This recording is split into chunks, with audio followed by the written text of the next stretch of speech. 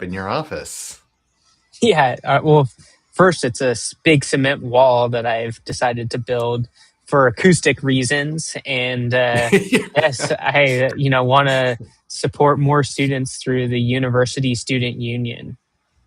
Yeah, I can't help but notice those are not Sac State colors. No, they're red, which I'm not a big fan of red. That's actually not like it's one of my least favorite colors. But no, I'm here at CSU Northridge for the CSU Sunstone competition. So we have Gulp down here with Headshot X, and they're competing for their share of $200,000 in non-dilutive funding. Oh, well, that is awesome. Well done getting this far, and I have full confidence in them. So I think I'm feeling Not, it. I'm feeling it. I agree. I have high conviction with them as well. Yes, high conviction indeed. And if you're in Northridge, why did you fly into LAX? You should have flew into Long Beach. This is a great point. And the reason being, because I got a little late on purchasing tickets and they were about 2 times the price. But, I guess by the time, you get to the airport, navigate LAX, then take an hour Uber to Northridge, I could have drove or, maybe it was worth the extra money. But nonetheless. This is always the thing. Everybody's, wanting like, oh, we're going to fly to LA, and I often fly, but like by the time you get drive to the airport, which is like 25 minutes, and then you're there early, and then you board, and then you fly, and then you deplane, and then you go, if you check a bag, that's even worse. And then if you, then you have to go get the rental car, which is better at LAX than it is at like Burbank. If you want to rent a car from the Burbank airport, you have to walk like a mile. It's like this ridiculous length of time. It's you've come to the impression that you've definitely not only left the airport, but have somehow left Burbank. It's just way, way away. But it's still you gotta do, by the time you do all that, it's like 5 hours. And it's only a 6-hour drive, and you have your car if you drive. So it's not I don't consider it an amazing decision, but sometimes it is just what we've got to do. But Long Beach is so easy to get in and out of. So easy. It sucks renting a car from there, but it is right there. If you walk out of the terminal and there are the cars, it's just right there. It's crazy good. So travel pro tip for anybody heading down to LA. 2 things that we've learned from this conversation. One, LA, Long Beach for the win. And second, don't wait till the last minute to book your tickets. This is true. I would have thought we learned that lesson already from our. So there was a couple of factors. One was I didn't know, I couldn't buy the tickets because I didn't know the second team until we had our final pitch competition, because that's who you had to win that competition to come. So I didn't know that until later in April, and then just traveling to DC and then Minneapolis. It wasn't on the urgency clock until, I fly out this week. And what's the path to do that? So. But needless to say, life experience of those with ADHD. Yeah. Okay. Well, awesome. Obviously, everybody tuned in just to hear us talk about traveling. But one of the great things about just showing up to the Traction Lab AMA Startup Reality Check office hours, whatever you want to call it, is that we can spend the first 4 minutes talking about this, and we don't have any moderator or producer in our ear telling us, hey guys, talk startups or something, and we're just going to talk about whatever's on our mind, and y'all can get to be here and game for it. So woohoo to the Traction Lab. I can see that you've already warmed up the chat. We take questions in advance. I've got 4 that came through, so we will tackle those. But we do prioritize a live one. So throw your question down into the chat or over here, depending on where you're watching this. and we will, we will rock and roll and take your questions. Talk about anything startups. Let's do it. Should we go for the question, Cameron? Let's do it. Let's hop in. Let's do it. All right. So this is B2B SaaS for court reporters doing depositions. They said they're at the paid pilot stage. And here's their question. They said 16 paying pilots, they're using it, but court reporting is getting automated pretty fast and everyone knows it. Whenever users straight up said the job won't exist in 10 years. Felt like we did this one. I think we did that. I think we answered that question. I think I messed up. So sorry, we answered your question, and if things have changed, let us know in the chat. But otherwise, we did answer that question. This is 2 weeks in a row. I fucked this up. If nothing's changed, what you've been working on? Wow, you're just like calling people out. Like, it's been a week, bro. Damn. It's a lot of time. It's a lot of time. It's a lot of time. Well, the only metric that we have from them, because like we don't collect names or anything. So unless they submit another question, we have no reason to believe they've made any progress at all. So stop slouching, follow up. Let's go. All right. So we'll skip that one. All right. So only 3 left. There we go. Like ripping through these. All right. This is B2B. Wait, hold on. Did I do this again? Hold on. Did I think I might have just, I think I might have accidentally copied last week's.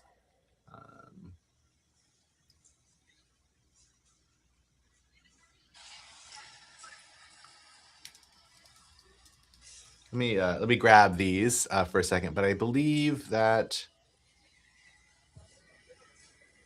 those two are also, yeah. All right. Well, I did. I copied the wrong ones. Okay, so sorry. That was my bad. Copy pasta, super fun. I just decided to copy last week's questions, but not even all of them. I just did like most of them were last week's questions. I said like half and half, which is super fun. Okay, starting over. Apologies for that. That's super unprofessional. All right. B2B SaaS for mobile windshield repair companies. That's better. Okay. They are also at the paid pilot stage though. So, basically didn't mess up at all. They say got 11 companies paying for routing and invoicing software. They like it, but keep saying insurance companies already provide them free dispatch software. It's terrible software, but it's free and it's mandated. How do we get them to pay for ours when they have to use the insurance company one anyway? Most of their business comes from insurance claims, so they're kind of stuck using SafeLight or whoever provides. Okay. I guess I have a clarifying question, because like you said that you've got 11 of them paying, but they keep saying that they're required to use a different one. So is that a different group of people who are saying that, or the people who are paying for it already, are they going to churn? Like, I'm confused about what exactly we're saying. I don't know if it was clear to you. Yeah, I guess what I think they're probably getting some pushback from what we would say is just non-customers. They're not going to be paying customers because they say, oh, well, we already have the existing tool. It's already paid for within, like, say, the corporation. Where I want to kind of like push back on them is they just purely say it's terrible software, but it's free and mandated.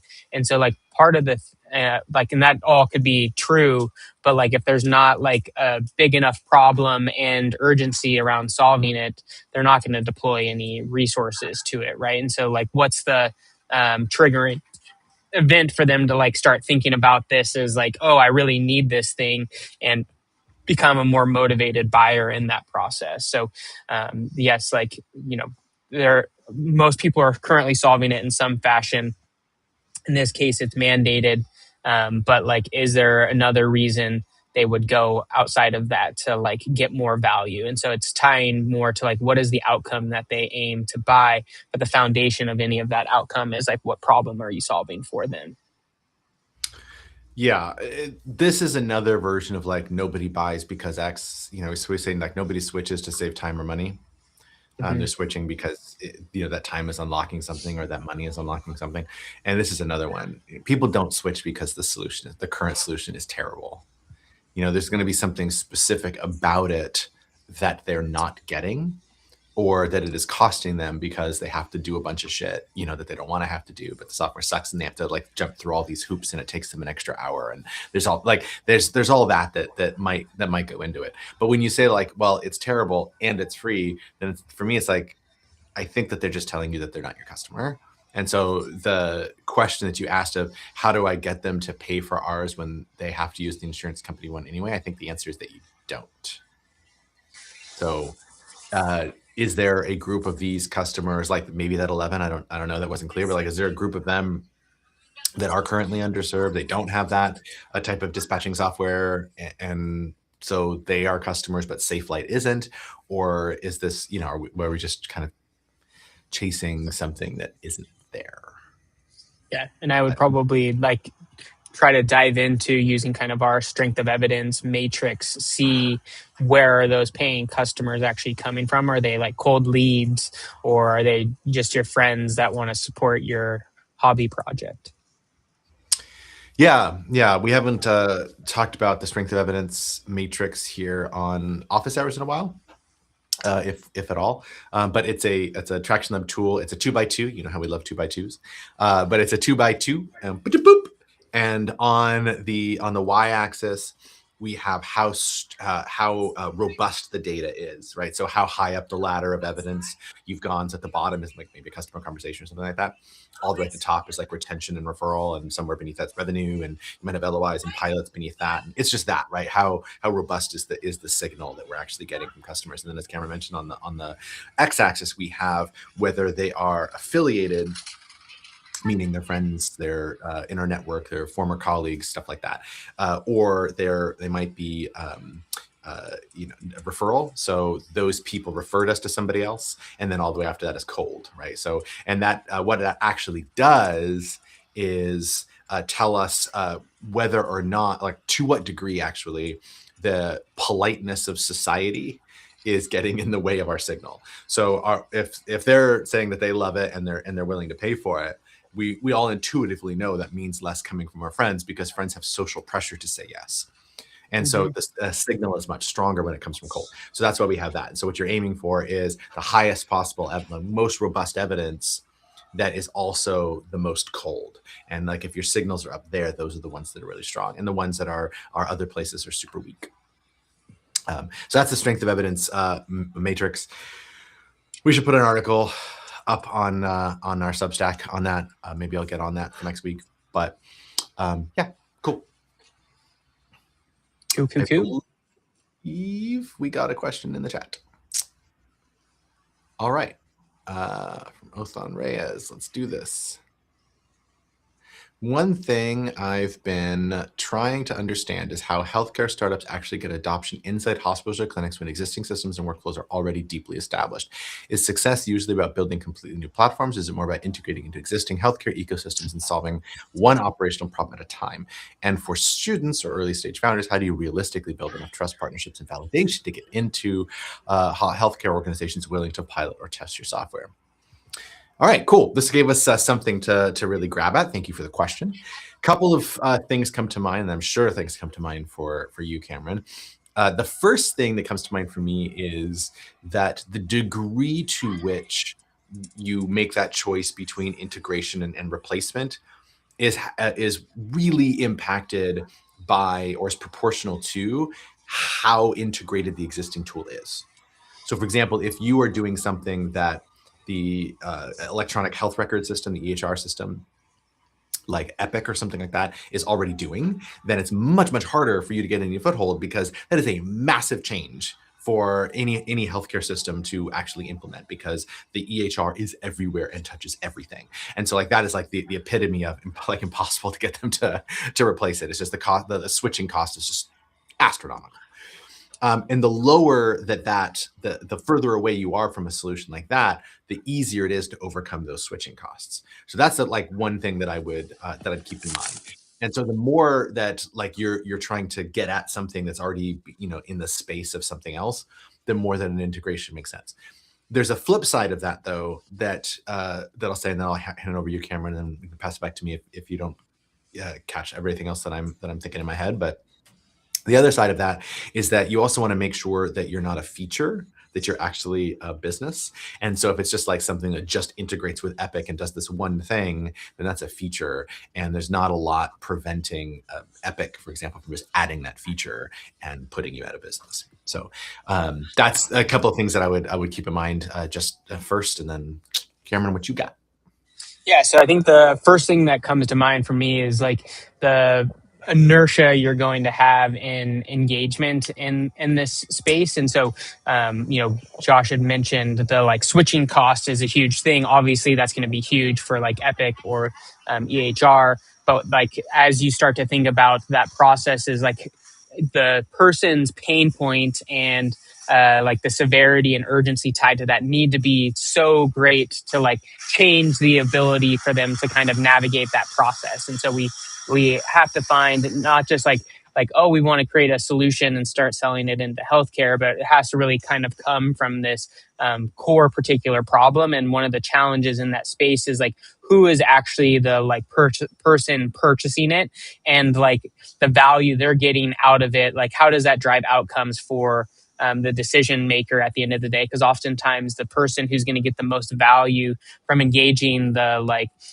maybe this change in software isn't necessarily the person who's actually like cutting the check or has to like navigate all the switching costs, because it's like you now have to navigate IT and all of those things. And so more about mapping and understanding that process. And so I think that's making more of a mess of the challenge that it is selling into healthcare. But really what I want to hone in on is like, as you think about going into this space, is we really have to have clarity on what is the particular pain point that we're solving for, and like what is that return on investment or the outcome they're trying to get, and like how do we ultimately quantify that particular pain point going forward.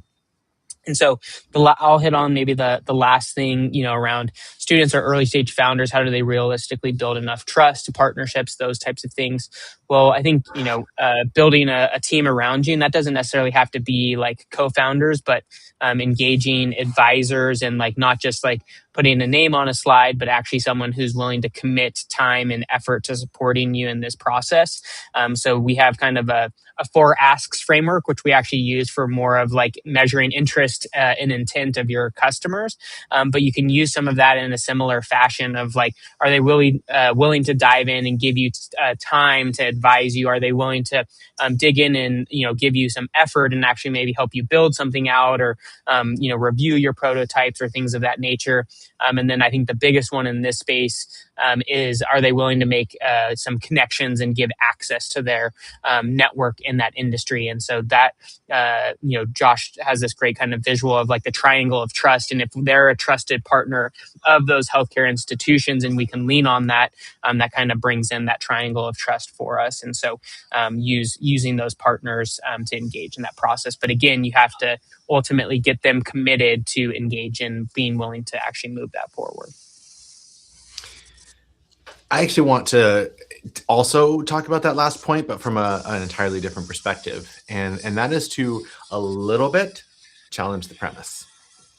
And what, like, this idea of, okay, we need these trusts, we need partnerships. It's harder for students, it's harder for early stage startups, to do that, to get in there and sell, because we don't have all the evidence and everything. And I think that what is underlying a lot of that is an implicit assumption that what we're trying to do is have a thing and then try to go sell it to a hospital. And that's not the startup process. The startup process is actually validate that there's a problem that's severe and urgent enough that it creates a willing buyer, that we can understand inside the ecosystem of the healthcare system exactly who is involved in that process, who's the economic buyer, who are the stakeholders, who are the ultimate decision makers, who influences the decision, who are the saboteurs, who are the users, and understanding the entire ecosystem so that we know how to sell into that ecosystem, and that we're actually solving the right problem within that. And doing that work is not sales work. Doing that work is customer discovery work.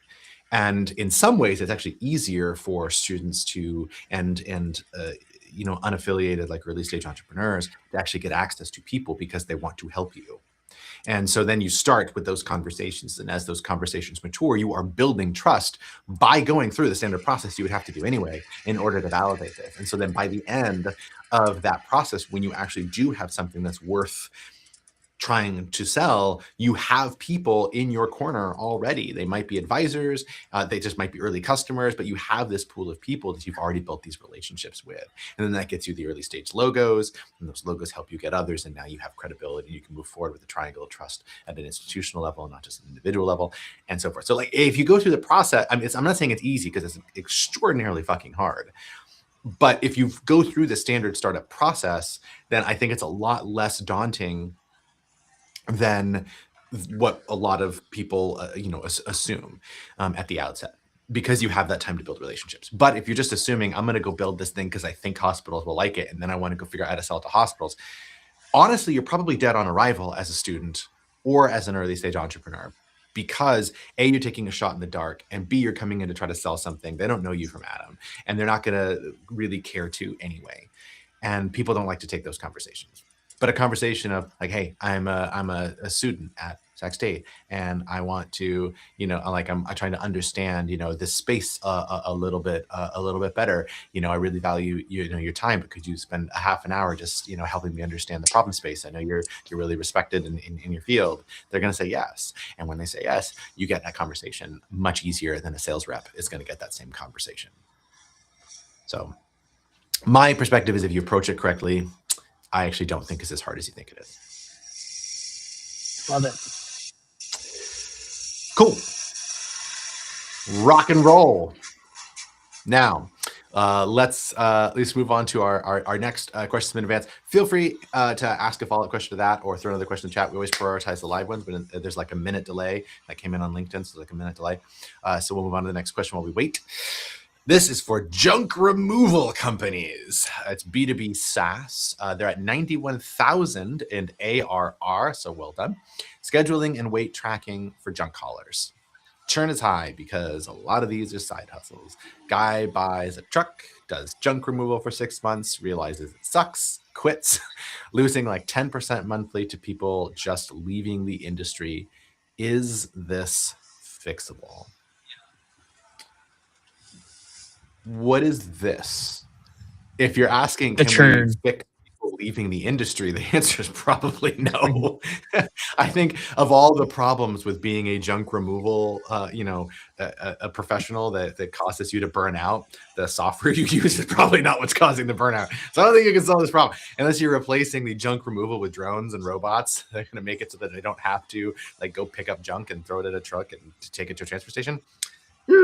I don't think you can solve that issue, which means that churn is going to be endemic to this particular product in this particular market. So the question is that churn an issue? And that's a question of math. And did you want me to answer that, Cameron, or do you want to take that? Or if you want to take the mathy one, sure. I guess the like initial thing for me was like highlighting like your like how do you narrow in on those that are not the side hustle people.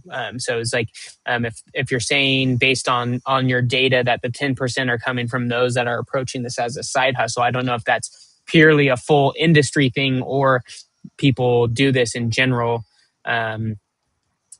I would target those that are then not approaching it as a side hustle, and like what are the ways we can start to segment the market related to that is kind of what comes to mind. But if you want to get into the mathy math, go for it. Mathy math? is that my That's rapper not, name? Mathy math? My name's Mathy Math in the number bunch. Matthew Math and the number bunch at work. Yes. Okay.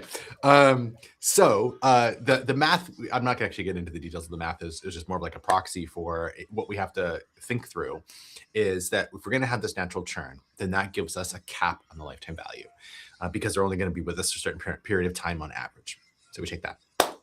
Next thing we have to look at is our customer acquisition cost, and our customer acquisition cost needs to be lower, or the customer acquisition cost. If we compare that to our lifetime value, right? We need to have retention be long enough to make up the customer acquisition cost.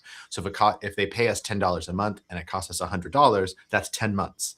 And that's 10 months before we break even. And that's also oversimplifying. I didn't include any other costs in there. But that's what we call the payback period. It's the time it takes a customer, how long they have to retain before they've paid back the cost you paid to acquire them. That's payback period. So that payback period, therefore, has to be less than their overall retention, right? So, in other words, like you have to have time after they've paid you back to make money before they churn again. And if you can't do that, then this is just you will never make money doing this. You mathematically cannot. It's impossible. And so what you have to do is either increase retention, which isn't really an issue here, or sorry, isn't really solvable here, or alternatively, you have to decrease your customer acquisition cost. And so if you can make the math work out on that, then there is a there, and you've got a thing, and you've got substantive revenue. So that's cool. But that's basically what we're looking at here. So yeah, that was it. Just wanted to give the math question of that. And if the answer to the math is no, then whoo boy, that is a packet. A lot of junk. A lot of junk. A lot of junk. A lot of junk to haul away. All right. Okay. We did get a little follow-up. I said a little follow-up sort of ironically because he put in an awful lot of context in here. I'm not gonna put this on the screen because it won't even come close, but I'll just read out Othan's follow-up. Okay, I'm interested in the future intersection of healthcare, infrastructure, AI, quantum computing, secure distributed systems. Rather than replacing existing healthcare platforms, I'm more interested in developing technologies that can integrate into current ecosystems while preparing for next generation computational security architectures. Areas like quantum resistant security, are especially interesting to me given the increasing cybersecurity concerns across healthcare systems. I know organizations are already investing in this. So my question is, where do smaller research teams, students, and early stage founders realistically fit into this emerging landscape? Are there still opportunities for new foundational technologies or infrastructure layers to I'm especially interested in understanding how someone can responsibly begin building in this space through local communities, academic environments, and start. Okay. So that doesn't really change the question too much, but like what we're focused on in that question is an interesting technology in an interesting industry, but not an interesting problem. And that's where we actually have to focus. Is if you're really passionate about a technology and really passionate about an industry, which is awesome, because that's something that we call that's something that can translate to founder market fit, which is like the first step. That's cool. But we first need to understand exactly what problem it is that we're actually trying to solve. And so that we end up with this hammer nail situation where we're actually just trying to solve a problem in a way where, we can use our technology, even if it's not the optimal way to do it. We saw this all the time a few years ago with blockchain. Is that every tool was a blockchain thing, and some dumbass investors were chucking money at blockchain. It was going to revolutionize the world. They had some Ayn Rand libertarian paradise fantasy that they were chasing with all the blockchain stuff. And it's not to say that blockchain isn't a useful technology. It is in context, right? But it's not always the best tool for the job. And so when you have these like private blockchains, like the security benefits that you get from that are much more limited because you don't get the benefits of the distributed infrastructure that creates the trust at scale. And so you really have one party that, if they wanted to, could really overwrite the blockchain anyway. And so there's not great applications for the technology. It just doesn't give us anything. So we're introducing this added complexity, make it more difficult to sell. But it's like, hey, I have this cool technology. I want to go play around with it. Like, let me, I'm going to solve that problem, but I'm going to solve that problem with blockchain. And that's not a recipe for success. And so most of those companies folded.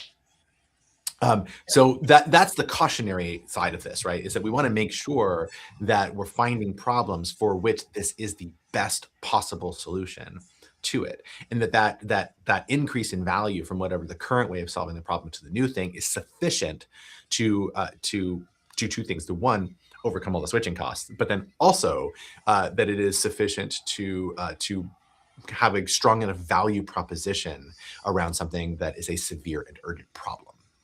And so I don't know what those are, but like that's the way to kind of like think about that. But it doesn't really change the process, which is we still need to understand what the problems are. And those happen with conversations. And those conversations don't take trust. They happen by building trust. And like, are those like if you had friends and coworkers in that space, would it be easier to have those conversations? Sure, obviously. But that has nothing to do with being a student or being an early stage entrepreneur. It just has to do with, did you already know those people or know somebody who knew those people? yeah, I don't know how much more I have to say about that.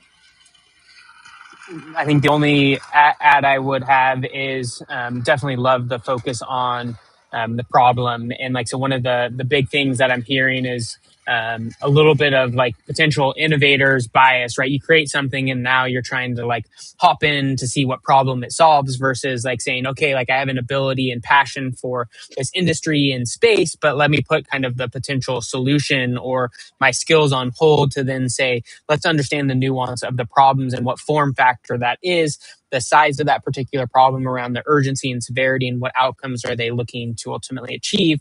And then what form factor does the solution need to come in to ultimately solve that problem? And one of the gifts that you do bring, if you're not necessarily tied into the industry, is that like you have a new way of looking at the problem space. And so that's kind of where some of that opportunity might lie. And we often see that, you know, usually those innovations don't come from like someone creating within the space. It's someone who has that outside perspective, but has an ability to like unearth those problems worth solving and then looking at how technology can solve it. But it's not creating a solution and then throwing that at various problems and seeing which hole it ultimately lands on.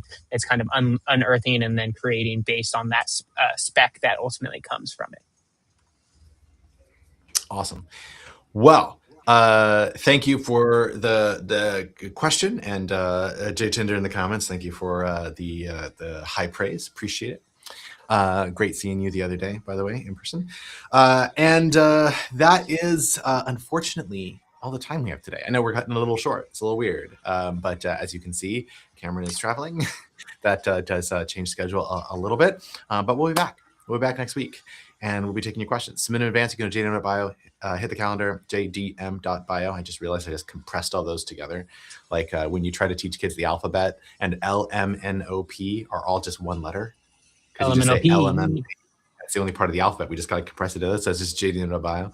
But jdm.bio, click the calendar. You can submit a question in advance right there. If you're watching this on the replay or listening to this on the podcast, it's in the show notes. You just grab the link right there. And throw us a question in advance. We prioritize them. We have a couple that we didn't get to, so we'll put those into the hopper for next week. Apologies, we usually get through all those questions.